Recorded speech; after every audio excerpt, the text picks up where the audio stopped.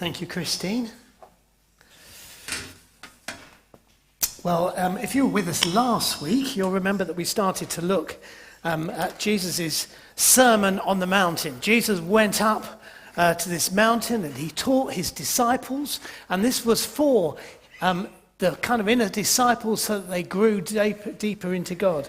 And we saw how that this teaching of Jesus, amazing teaching of Jesus from Matthew 5 through to Matthew 7, is part of the whole kingdom ministry of Jesus. So right before it and right after it, Jesus is out doing miracles, gathering the crowds, teaching, but he takes this time out with his disciples so that they can learn how to grow close to God. They can learn kingdom stuff. It's all of a piece.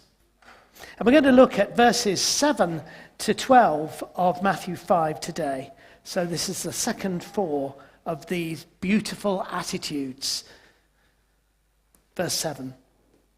Blessed or blessed are the merciful, for they will be shown mercy.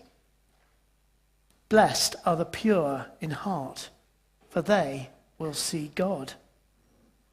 Blessed are the peacemakers, for they will be called children of God.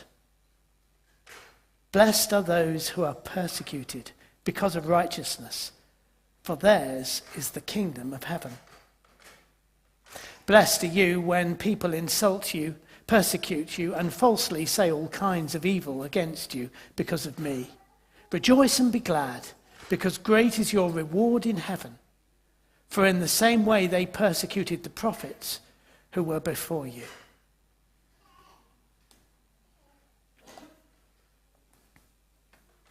Let's take a moment then just to have a look at this teaching, this amazing teaching of Jesus. And we live in a world that is really under stress at the moment, isn't it? Everything is creaking and groaning.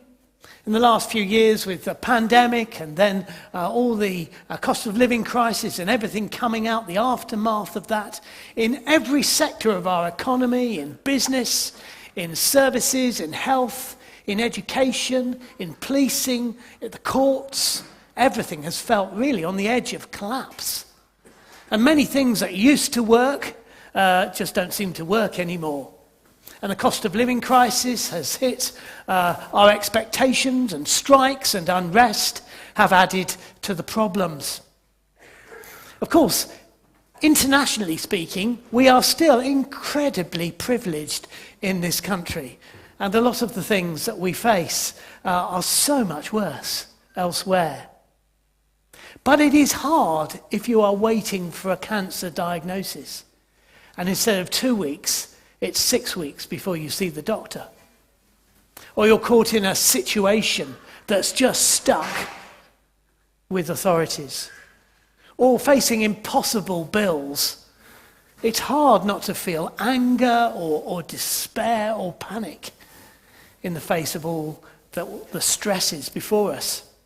And being a leader in these areas at the moment takes real courage. If you're a leader in the health service, or in the police, or something like that. For many of the problems, there are no quick fixes. There are no levers that they can pull to put things right.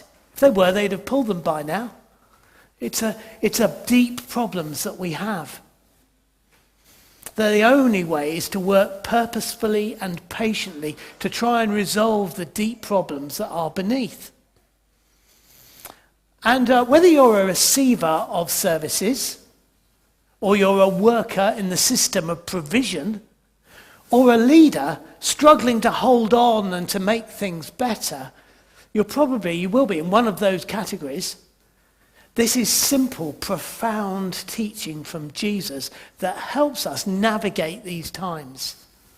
This is how kingdom people behave. These times actually are a massive opportunity. When the country is under stress, then we live differently. We live in a godly manner that speaks of Jesus into this situation. We looked last week at the first of the four Beatitudes, beautiful attitudes, sort of sayings of Jesus. And the first 4, verses 3 to 6, are about our relationship with God. We saw that last week. Have a look on YouTube if you missed that one. Catch up. First 4 about our relationship with God. These are more about our relationship with other people, verses 7 to 12. And these are extraordinary attitudes, especially in our society today. As kingdom people, we live out in kingdom ways. And now the values that we have stand out as different. They're unexpected. They raise questions. If we truly live in these ways, people will ask us why. And there becomes an opportunity for the gospel. These are counter-cultural values. So let's have a look at the next 4. Verse 7, number 5 of the Beatitudes. Blessed are the merciful, for they will be shown mercy. Blessed are the merciful, for they will be shown mercy. There are so many struggling in their lives, financially, with their mental health, on waiting lists, and we are not exempt from this. We're all ordinary people, aren't we? And it's a great temptation for us to put our heads down and just press through. You know, I just need to get my life sorted. I'm just going to put my head down and push through. But we are to have kingdom values. We are to raise our heads and look around us and see the needs of others. We are to be people who are merciful, whose hearts are pulled by those who are around us. I think this is about being soft-hearted, isn't it? Not hard-hearted, as we see around us. Last week we saw, blessed are the poor in spirit. And we saw that that's the foundation for all the rest of these beautiful attitudes. When we know that we are poor in spirit, because that is the reality, then we press into God. We're desperate for God. And he opens our hearts and he fills them. And then we're able to be open-hearted to others too. He pours his love in, and that enables us to respond to others. And that might explain why those who don't show mercy to others might not be shown mercy. Because that's what it says. Those who don't show mercy aren't shown mercy. So those who are hard-hearted towards God and towards others cut themselves off from others and from help when they need it. They become isolated. The consequences of an unmerciful, closed heart is in the end isolation and misery. So it carries within it its own consequence. So who are we to have mercy for? Well, you'll remember the amazing story Jesus told of the Good Samaritan, how he finds this Jewish man who's been beaten up at the side of the road, beaten up by bandits, and he rescues him. And at the end of the story, it's a parable that Jesus is telling. At the end of the story, he says, which one of these had mercy on him? So that's a really good indication, isn't it? And the point of the parable, the point of the story, is that everyone is our neighbour. There are no boundaries of race or class or distance. Samaritans were supposed to hate Jews, and Jews were supposed to hate Samaritans, but this Samaritan rescued this Jew. So an unexpected story to the listeners. You see, we can't draw a line around the people we think we're responsible for. You know, my family and perhaps a few other people on the edge in my home group. We are to be neighbours to everyone, responsible for everyone. We are to be people who have mercy. That's a massive beatitude, isn't it? A massive, beautiful attitude. But it's knowing, being open to God moves our hearts to love more. Okay? The next beautiful attitude is in verse 8. Blessed are the poor in heart, for they will see God.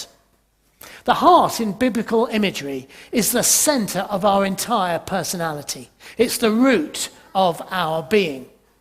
And the devil bombards us to undermine our purity and distract us. The pure in heart see God, it says. But instead of seeing God, we might lust for money, for sex, for gossip, for status. All those things are just distractions that are pulling us away from God. We look in the wrong direction. And purity is about single-mindedness, not being distracted by sin so that we have double vision in our lives. People with double vision, it's very difficult. But we have a single-minded vision of God. So we live, in that case, with integrity, with an undivided heart. Psalm 24 says this, "Who may ascend the mountain of the Lord? Who may stand in his holy place? The one who has clean hands and a pure heart. Such is the generation of those who seek him, who seek your face, God of Jacob." And there's a transparency here, you know. As we see God, as we have him single-mindedly in our vision, then we are willing to be seen by God as well, without cover-up. That's the aim this Lent, is to be seen by God, to be open to him. Psalm 139 says, "Search me, God, and know my heart. Test me and know my anxious thoughts. See if there's any offensive way in me. Lead me in the way everlasting." You know, we're just open, asking him, examine us. And there's a real integrity there. What you show on the outside corresponds with who you are on the inside. Not a portraying something different on the outside, a false mask. Not portraying a different persona in different places, depending on where you are. So you're different in church to how you are at work. No, it's a transparency. You see, that comes when we are confident of who we are in Jesus, as loved children. When we're confident of our inner identity that comes from Jesus, then we can be integrated people. Christ-like. Verse 9, the next beatitude. "Blessed are the peacemakers, for they will be called children of God." Notice, it's not blessed are the peaceful, or those who've got a concern for peace. It's blessed are the peacemakers. So it involves action. And it follows on from the previous beatitude. One of the most frequent sources of conflict is, of course, duplicity, where lies and half-truths cause misunderstanding, pain, and division. And again, this kingdom value is so countercultural today. In politics, in business, in national life, it's all about managing the narrative, isn't it? They talk about managing the story by propagating half-truths and misleading statements so that you create a sort of idea that actually isn't true. That's standard procedure in many areas of life today. But untruth leads to injustices. Anger boils. Vengeance and war results, whether between nations or between individuals. But the good news is that Jesus is the Prince of Peace. He makes peace between God and human beings, doesn't he? That's his primary gift to us, is that our sin is removed. Through the cross, we have a relationship with God that is unfettered. There is nothing between us and him. What peace that is. Once we were divided from God, but now we are at peace with God. Jesus is the ultimate peacemaker. So we no longer need to cover up. We can be open.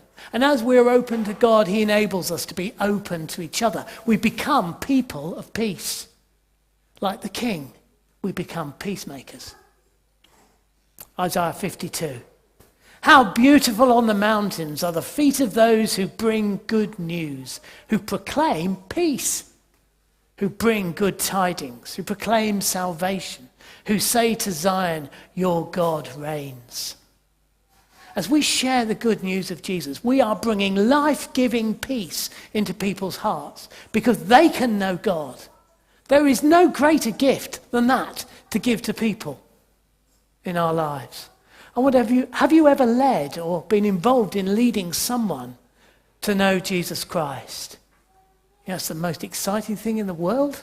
It really is. Who are you praying for at the moment in your circle of friends? If evangelism isn't our first priority, it will fall well down the list. It'll come 10th or 11th in the priorities in our lives. That's true in our church too. If evangelism isn't our first priority, it will slip down. You know, when we're doing our different groups like holiday lunches and work with the homeless and coffee on the corner, our aim is that people might discover the wonderful peace of knowing Jesus, of knowing God. It's the greatest gift we can give. Such a great gift. The sound of someone bringing good news is a beautiful thing. And actually, I've heard that happening in our groups. In recent weeks, as I've wandered around Coffee in the Corner and places, I've heard some wonderful conversations going on. Liz and the others in schools, they're not there to convert the children, but they bring the love of God into those conversations. And who knows?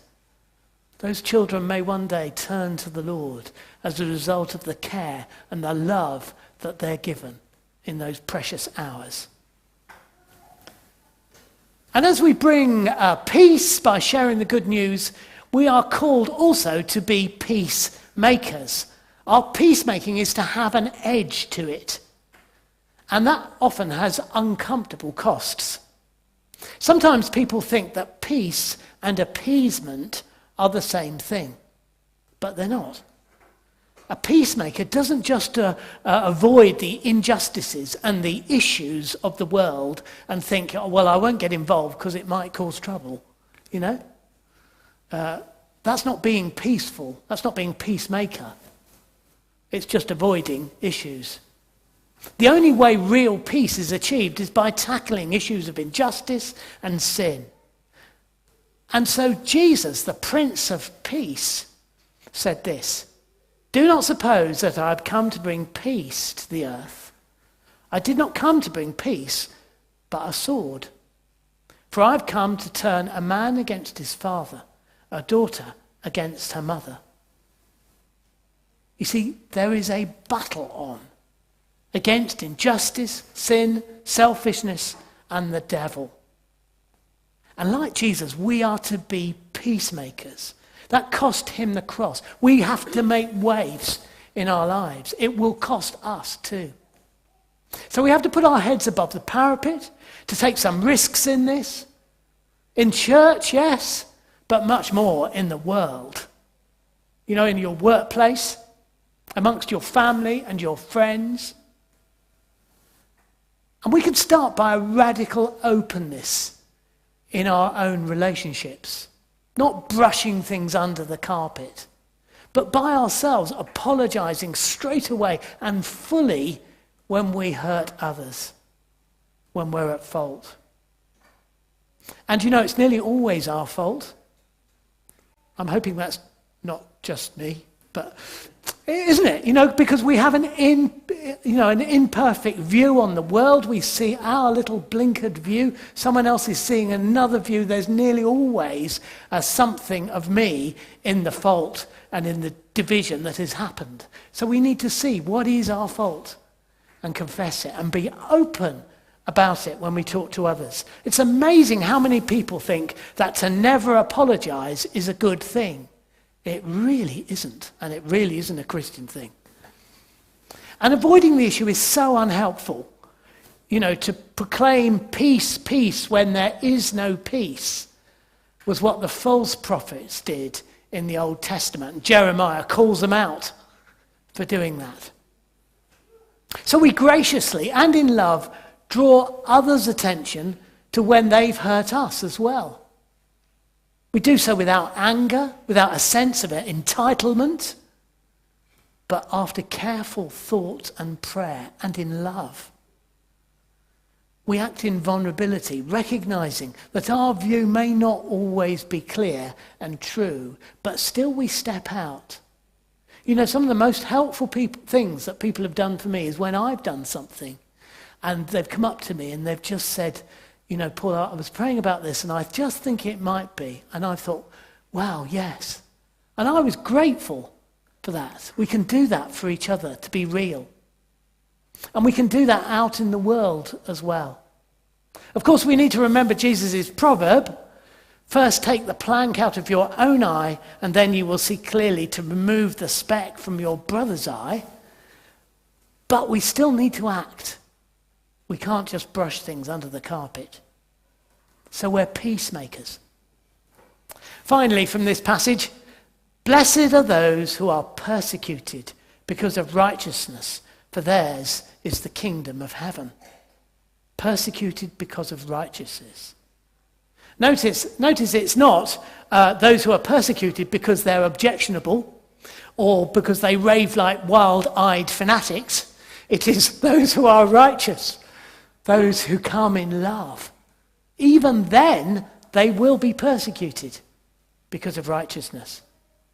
And again, like the first beatitude, it has the same tail on the end. Theirs is the kingdom of heaven. And the first beatitude refers to, or is like the underpinning for all the other beatitudes. As we are poor in spirit, as we realize our poverty, then God can come in and give us the kingdom. And the last beatitude, we're persecuted because of righteousness, for theirs is the kingdom of heaven, is the result of all the other beatitudes. It sort of bookends it. Because if we do these things, we will be living like Jesus. We will be living Christ-like lives. The Beatitudes describe Jesus' beautiful attitudes. And if we live like Jesus, what will happen? What will happen? Well, he was crucified. He wasn't crucified because he was objectionable, but because he was pure love. And people are threatened by that. If we take hold of these kingdom attitudes, we will be persecuted. Kingdom living leads to suffering. Jesus said, "Woe to you when everyone speaks well of you." If everyone speaks well of us, then maybe we're not really pressing in to where we're meant to be. People didn't speak well of Jesus. Many hated him. Why? Because these beautiful attitudes describe his life. And his life challenged people to the core. And if we live out these beautiful attitudes, we will need courage. These things are not comfortable. They're courageous. So we need to ask ourselves, where am I in this? Do I want a comfortable, sort of under the radar sort of life? Or do I want to take the risk of walking with Jesus, of inviting the Spirit into my life so I am transformed to be like Jesus? A courageous life. Let's take some quiet. The band would like to come. We're going to take some quiet. First of all, we're just going to take a moment to be seated and just meditate. What is it that God has said to you today? What do these wonderful verses say to you? And then we'll stand and we'll invite the Spirit. But let's just wait on God with our minds. What does Jesus want to say to you?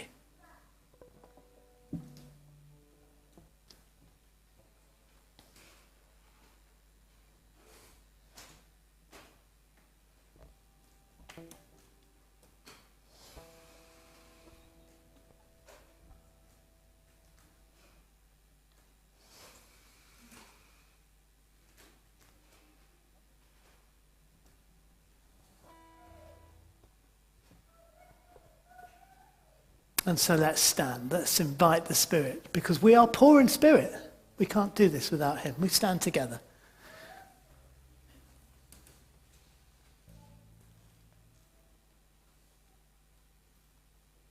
You might like to just put your hands out.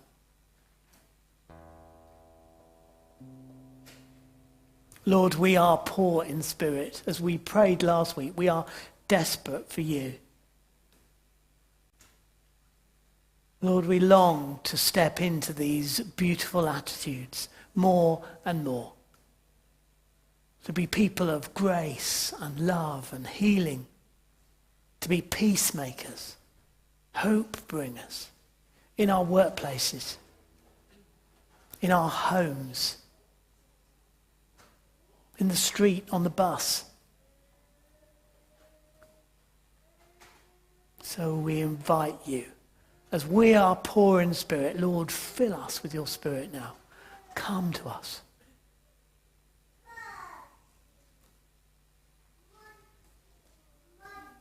Transform us.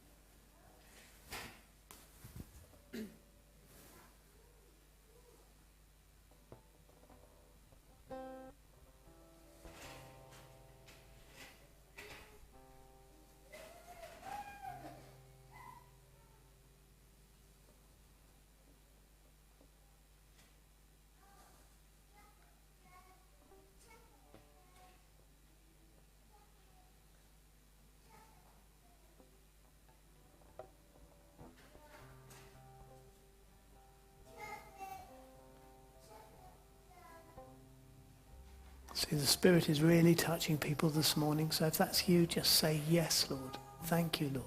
More, Lord. He's doing deep work today.